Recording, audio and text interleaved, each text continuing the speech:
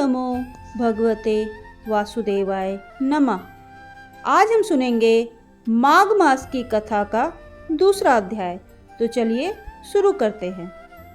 राजा के ऐसे वचन सुनकर तपस्वी कहने लगा कि हे राजन, भगवान सूर्य बहुत शीघ्र ही उदय होने वाले हैं, इसलिए यह समय हमारे लिए स्नान का है, कथा का नहीं। सो आप स्नान करके अपने घर को जाओ और अपने गुरु श्री वशिष्ठ जी से इस कथा को सुनो।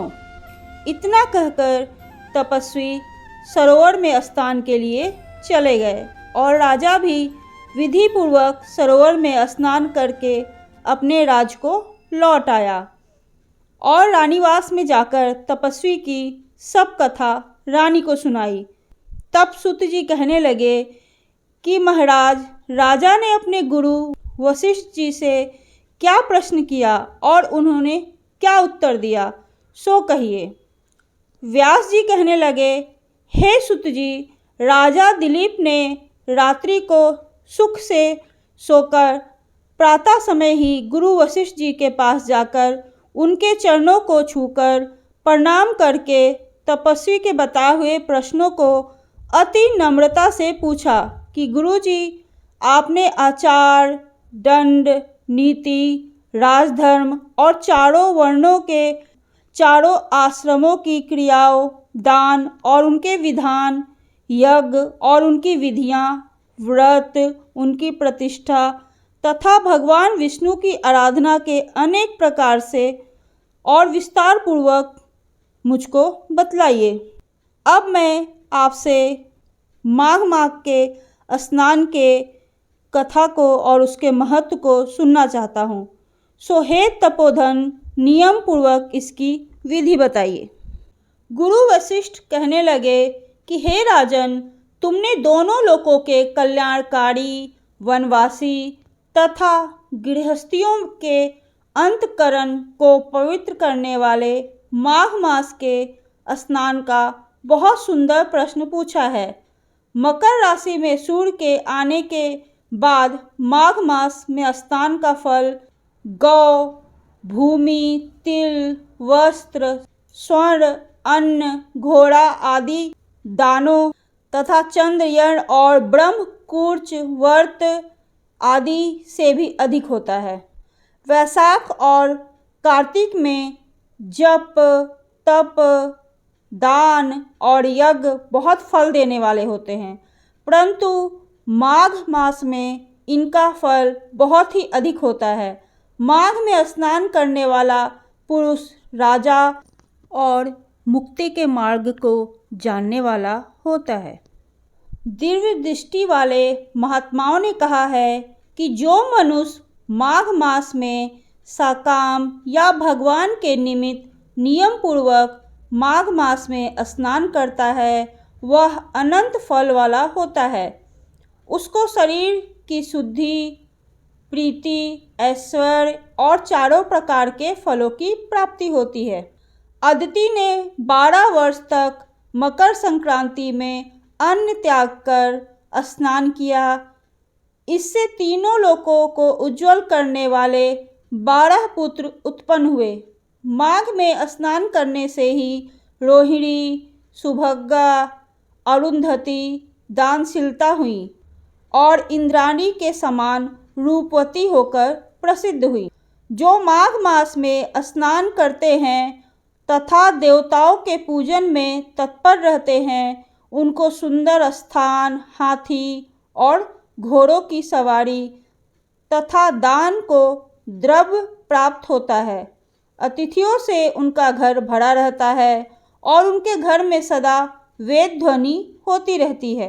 वह मनुष्य धन्य है जो माघ मास में स्नान करते हैं, दान देते हैं और व्रत और नियमों का पालन करते हैं। और दूसरों के पुण्यों के क्षीण होने से मनुष्य स्वर्ग में वापस आ जाता है, परंतु जो मनुष्य माघ में स्नान करता है वह कभी स्वर्ग से वापस नहीं आता।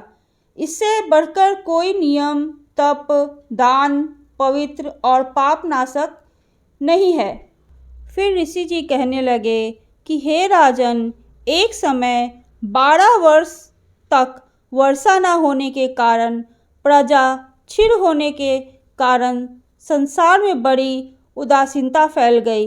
हिमालय और विंध्याचल पर्वत के मध्य का देश निर्जन होने के कारण श्राद्ध, तप और स्वास्थ्य सब कुछ छूट गए। सारा लोक विपत्ति में फंसकर प्रजाहीन हो गया। सारा भूखंड फल और अन्न से रहित हो गया। तब विंध्याचल के नीचे बहती हुई नदी के सुंदर वृक्षों से आच्छादित अपने आश्रम से निकलकर श्री भृंग ऋषि अपने शिष्यों सहित हिमालय पर्वत पर गए। इस पर्वत की चोटी नीली और उसके नीचे का हिस्सा सुनहरी होने से सारा पर्वत पीतांबरधारी श्री भगवान के जैसा लगता है।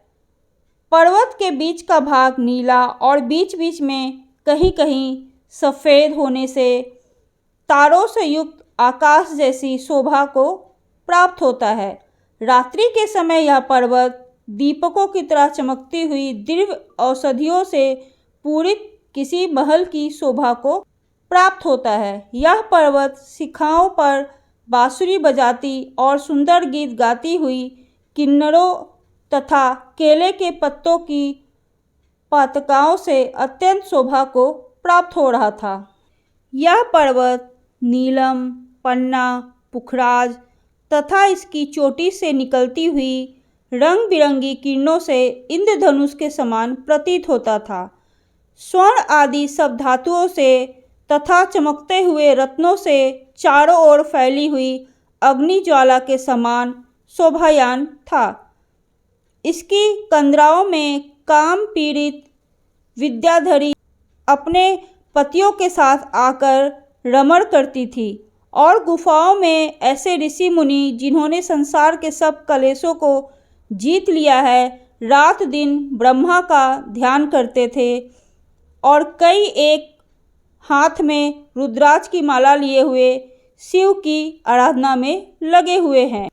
पर्वत के नीचे भागों में जंगली हाथी अपने बच्चों के साथ खेल रहे हैं तथा कस्तूरी वाले रंग बिरंगे मृग के झुंड इधर उधर भाग रहे हैं। यह पर्वत सदा राजहंस और मोरों से भरा रहता है। इसी कारण इसको हेमकुंड कहते हैं। यहाँ पर सदैव ही देवता और अप्सरा निवास करते हैं। तो यह था माघ मास के कथा का दूसरा अध्याय। आगे हम माघ मास की कथा का तीसरा अध्याय भी सुनेंगे। ओम नमो भगवते वासुदेवाय।